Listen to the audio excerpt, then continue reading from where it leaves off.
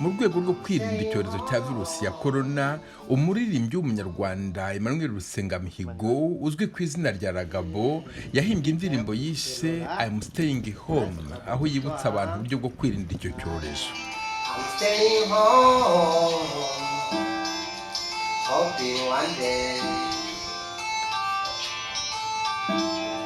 everything will be alright. Nayihimbye kubera ukuntu nari maze kubona yuko ibihe bigenda biba bibi kuko iyi ndwara icyorezo kigitangira abenshi ntabwo twumvaga ko gishobora kutugeraho, ariko uko cyagiye cyambuka imipaka akazi gahagaze tutagicuranga n'utundi tuzi twose duhagaze, numva yuko rwose bya bintu byakomeye tutakiri mu mikino.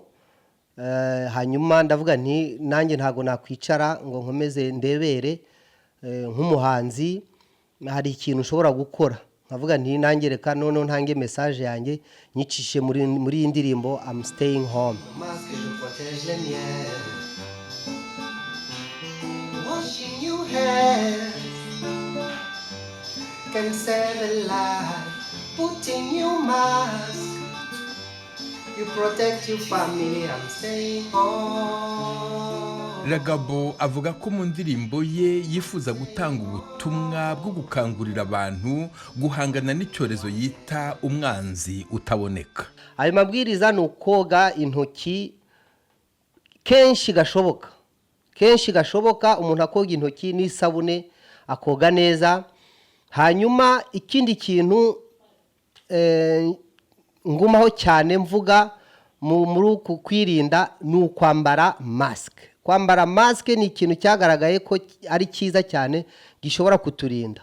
Hanyuma ababishoboye, ntago mvuga ngo abantu bose bagume mu rugo, ari nk'abafite akazi ko kuvura n'akandi n'utundi tuzi dukomeye cyane, ariko abantu rwose bakuru ko bashoboye bagume mu rugo, abantu batarinzwe banabingingira. Yewe nibyo ndimo kuvuga, ndavuga ati nanjye ndaguma mu rugo ko n'akazi kanjye kahagaze, ndaguma mu rugo. Hanyuma nsohotse wenda ngiye nko kuri boutique cyangwa ngiye kugura akantu ku muhanda, nambare maske. Ni wanjye bishobotse nambare maske, kuko maske ni nziza cyane kuyambara, bituma twirinda tukarinda n'abacu.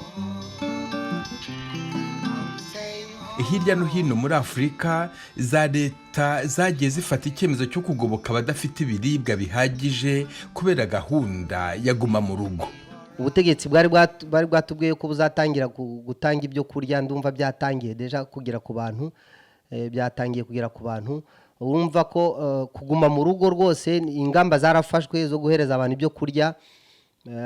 Hanyuma abantu bakaguma mu rugo kugira ngo dukomeze twirinde ibyo twakwita ubwandu rusange, kuko bushobora kuba bwatangiranye ubukana. Ubwandu rwa rusange cyo bita les cas communautaires zatangiye, ndamumva ari kuguma mu rugo ari byo byatuma byoroshya nanone gukomeza kwandura. I'm staying home, hoping one day everything will be alright. Yeah, staying home, I'm staying home, hoping one day